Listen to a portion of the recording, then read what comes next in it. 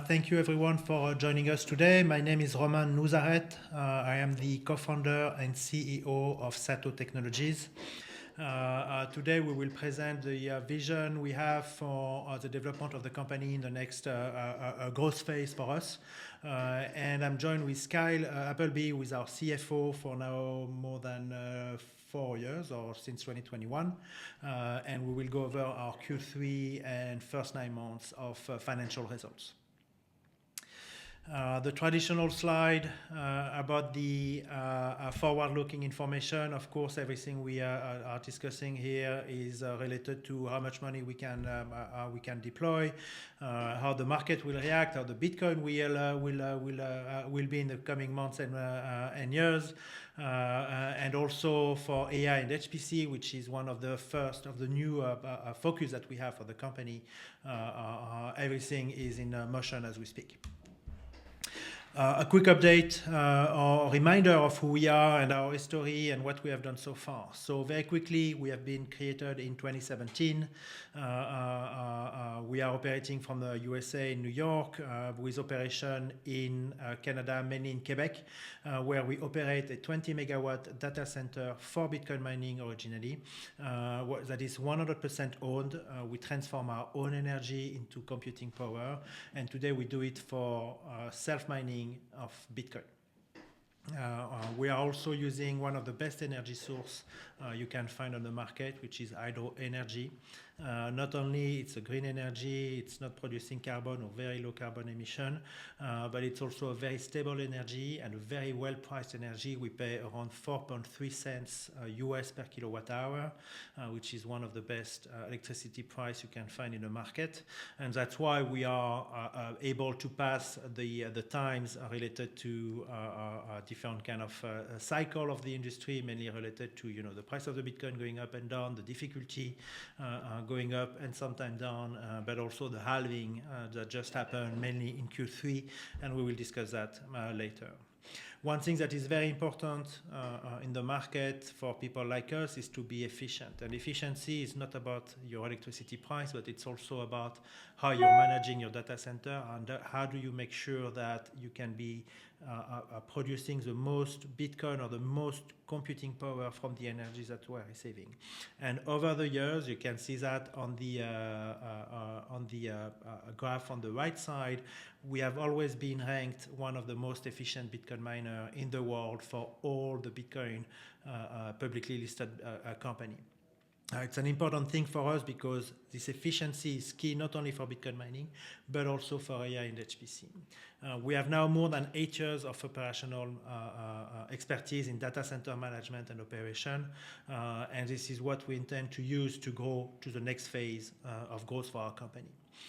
As you know, the market of data center is very capex intensive. On one side, for the infrastructures that we run, so we run our own substation, not a substation, but own transformers. We are doing the distribution of our own energy. We have developed our own data centers, the racks, the ventilation, and also everything related to heat exhaust, because this is what it is about. You need to exhaust the heat coming from the computers and be performant into this. So that's one type of capex, and the other type of capex is related to the computers that we run, Bitcoin miners on one side, and to some extent GPUs, AI. I will talk about this later.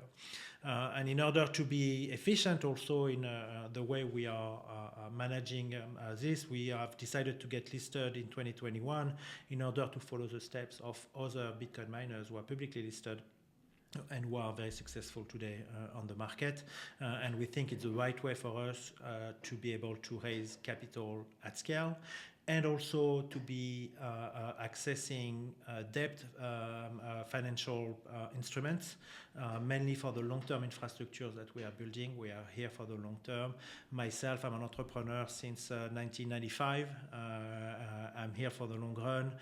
Started the company in 2017. We are really here to make sure that we can pass not only every bad time in the Bitcoin world, but also that we can really expand in the best time, which is currently happening right now. So now we are really focused on scalable expansion, mainly in North America.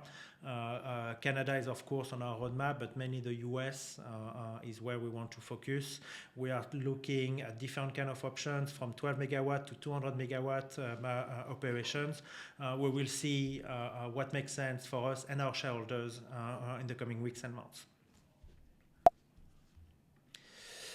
The vision that we have for the company, as I was telling you, we started as a Bitcoin miner, and very early on we saw that our business, our work, our knowledge is about managing computing power and transforming energy into computing power. So the way we see ourselves is really to be an infrastructure provider and an operator of these infrastructures, and we want to be able to host or to manage any kind of computing power, Bitcoin mining on one side, zero-proof knowledge, for example, or AI and HPC. And that's what we've been focusing on for the past few months, is how can we use the energy that we have in our data center, in our 20 megawatt in Quebec, and how can we deploy energy for computing power, mainly AI and HPC. But the vision that we have is that we want to have a possibility to manage our electrical load, being able to divert it between Bitcoin mining on one side and AI and HPC on the other side. And I think this is really where we're going to stand out in comparison to other players in the market, so that we can really be more efficient in the energies that we are getting in order to transform it into computing power and managing it the right way between what we get from the energy and what we transform it between Bitcoin mining and AI and HPC. So that's the first project that we are working on, is really into our data centers, using part of our energy for AI and HPC and showing how we can manage it between Bitcoin mining and AI and HPC. The market for AI and HPC is are very hot right now, as you know. You have different kind of studies saying that just for the infrastructure, the investment only in the US will be $1 trillion by 2030. This is a study from KKR. They just announced a partnership to invest $50 billion for infrastructures in data centers. Same thing from BlackRock, $30 billion, 30 plus $50 billion. That's not $1 trillion, so there are still more money flowing into the market, and we intend to get some of this investment in order to not only develop our site in Quebec and in Canada where we are, but also to grow outside of the border and mainly in the US, where we believe the market is really hot right now for energy, entrepreneurship, data center, which is where we excel. This is what we have done for the past 8 years, and now it's our time to go to the next level. Why us? It's true that lots of Bitcoin miners are moving into that direction, and also on the other side, you have existing people doing AI, HPC, or data centers. On one side, you have the hyperscalers, and on the other side, you have the legacy data centers. We believe we have a unique way to exist in that market, not by replacing them. We don't want to become an hyperscaler, obviously, at least not today. We don't want to go in the data center market. We believe our unique way to exist will be to use what we have developed and what we have gained as expertise for the past 8 years, not only on managing our electricity the right way, transforming it for computing power the right way, but also to innovate on the infrastructures. How can we be faster, cheaper, and more efficient in managing the load again between the energies that we are going to divert between Bitcoin mining and AI and HPC, and really bring this efficiency on any kind of computing that we are developing. So today, again, we are operating 20 megawatt. It's our data centers, it's our transformers, it's our racks, it's our heat exhaust solutions. Everything is 100% owned from our company. We are diverting one part of this energy for AI and HPC. And again, we are looking at different kind of sites for expansion, mainly in North America, where we can put what we are developing currently into our data center in Quebec into play at a bigger level, at a bigger scale. On one side, just to finish on this slide, why we are not competing or why we think we have a way to coexist. Hyperscalers will be hyperscalers. You've seen the news from Microsoft, for example, buying a nuclear plant in the state of New York for 800 megawatt. They will continue being hyperscalers, but the workload is that they need to adapt also to provide AI and HPC, and same thing for legacy data centers. At the point we are in for AI and HPC, lots of people need to rethink, rebuild part of the data centers in order to be able to accept this kind of computing load. It's the same thing for us. So we are not late, we are right on time, and we really plan to be growing for the next 5, 10, or 20 years in the making. Our roadmap is simple. You can see on the left side, this is the past, started in 2017, listed in 2021, full efficiency in 2022.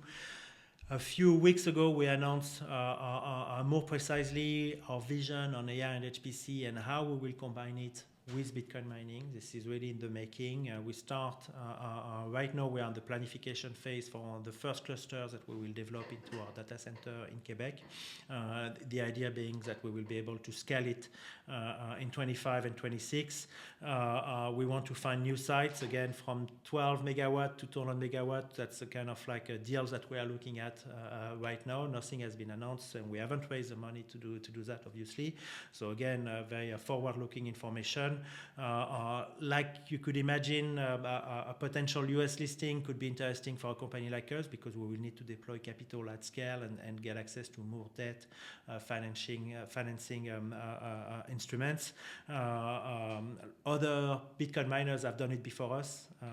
We believe that we are in a well position to be able to do it at some point. And really by 2026 to 2050, so we have a long-term vision of where we want to go and where we want to go for the next 20 years. We are infrastructure people, operator. We have an excellent track record for the past 8 years. We have passed the crypto winter, the halving, we have passed the ups and downs of everything. And now is the time for us to thrive and go to the next level of growth for our company. I will now give the floor to Kyle Appleby, our CFO, who will present the Q3 and 9 months results that we have published last week. Just one quick information on it. Q3 is the first quarter that was a full halving effect for Bitcoin miners, not only us, but for all Bitcoin miners. And that's really something that is seeable when you look at precisely on the quarter. What is more interesting, I think, is to have a view on the 9 months and have a prevision of what could be the full year for us, considering the new price point of the Bitcoin. Remember, in Q3, the hash rate for Bitcoin mining was pretty high. The price of the Bitcoin was pretty low, and we just had a full halving happened in Q3. And again, we've seen that before. The important point for us was to make sure that we can restructure our operation and make sure that we can still be efficient into that time. This is what we are proving that we've been able to do. And now that the market is coming back up, it shows that we're in an extremely well position to continue our growth without the issue of what the market was 6 months ago or 3 months ago. Kyle?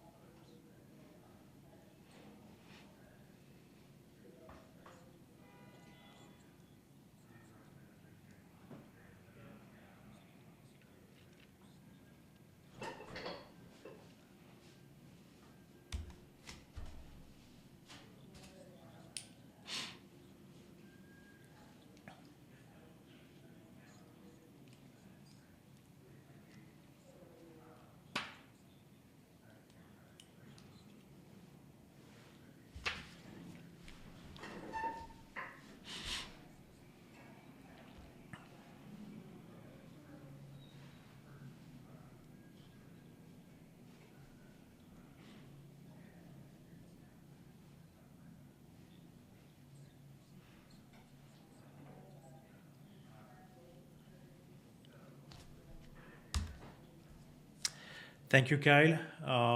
So that was the presentation of the financial Q3 and the first 9 months of the year. We are now open for questions. If you want to go on the chat or if people have something to ask, it's the time to do it.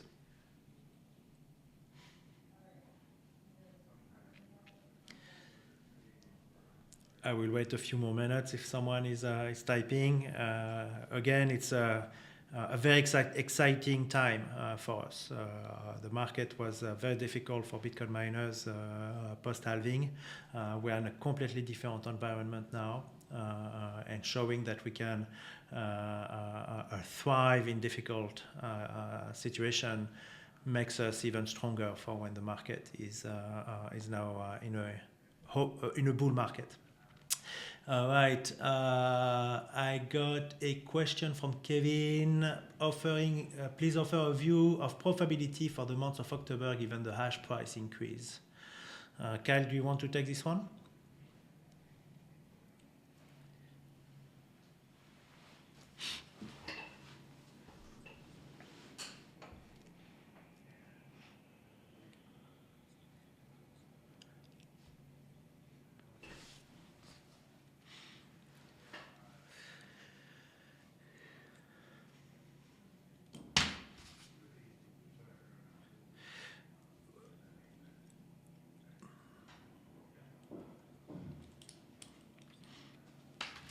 Also, what I would add is that we've seen that situation before where the price of the Bitcoin increases at a faster pace than the price of the difficulty of the hash rate.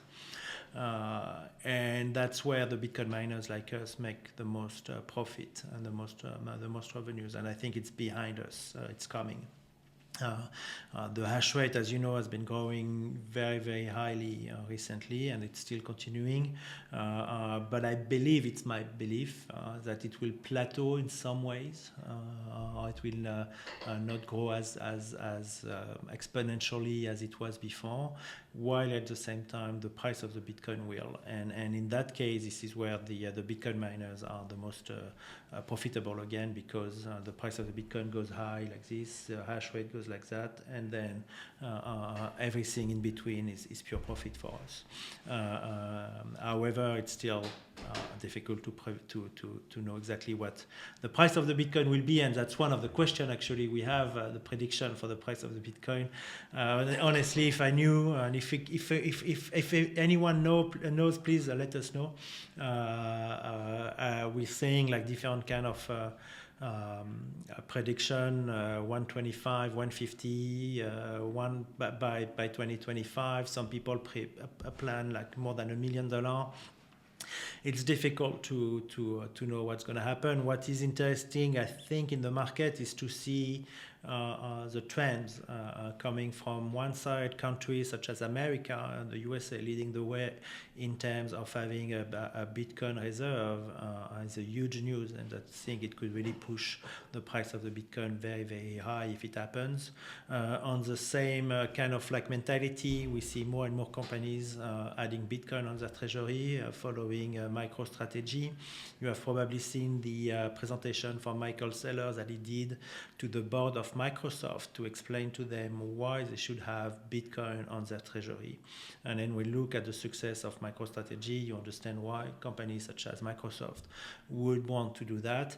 If we have the two catalysts of one side, countries pushed by the USA putting Bitcoin on the national reserve, and companies such as Microsoft buying Bitcoin, I think we could really see a very high increase price of the Bitcoin. But again, nobody can tell. So anyway, in the market, my expertise and my knowledge over the past 8 years, focus on efficiency, extract the most Bitcoin possible from the energy that you're receiving.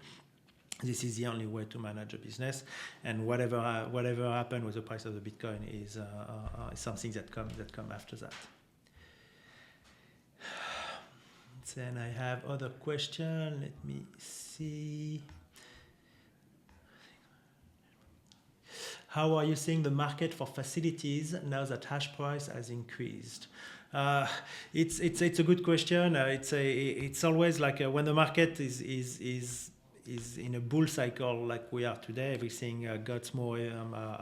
There is more things happening, and then people want more money, or it's difficult to get access to energy. It's difficult to get access to Bitcoin mining or to computing power such as GPUs. Again, the knowledge for us and the way we want to manage it is really to understand and finding the right sites in which we can mix our load of computing power between Bitcoin miner and AI and HPC. And I think this is where we have an edge in the market, and where we will be able to thrive in the coming month. So that's of course a concern, but I wouldn't really tell it's a concern. It's more like, okay, we're looking at the market and we will pass on things that doesn't make sense for us, and we have access to sites that are that have the right parameters for us, or at least this is what we are looking at right now. I think I will pass on the EBITDA question for October, because I think Kyle, you answered this. For the US, where we're looking for new facilities, we're looking at different kind of states where it makes sense for people like us to operate. We have no real preferences, even if you have more states who are more open to do what we do. But I think it's going to be everywhere in the US. The energy is going to open, and people who can build on top of this energy like us will be able to thrive. Entrepreneurs like us will be able to thrive, and that's what I see for the market. For financing, equity and debt, that's one of the questions. How do you finance all this? It's equity and debt, and possibly an uplisting in NASDAQ. There's another question about efficient mining and how do we think about fleet improvement to match the network. It's a very good question. For people like us, it's always a trade-off on what kind of new miners do we buy, and how long does it take for those miners to be amortized, or not really amortized, but what is the time of the payback. Right now we are running relatively newest generation into our data center, and we plan to increase that in the coming weeks and months. But also we want to be very smart on what to do and how to do it, because we don't want to overpay for miners that would take too long to pay back. So that's really what we are focusing, again, using what we have and making sure that we can thrive with the hash rates that we have, and at the same time show what we can do with AI and HPC in a very short time frame. I have a question about IR, an investment relation company. We have been working with them in the past. We are looking at different kind of situation in order to increase our visibility. It's a market that is very much taken by the big names, and we need to show that we can exist and coexist into the market. That's part of our strategy.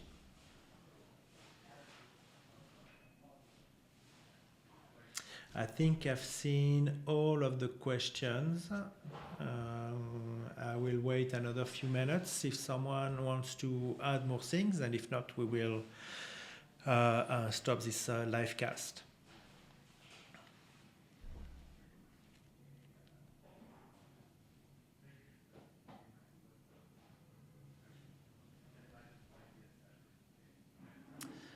All right, I think that's all.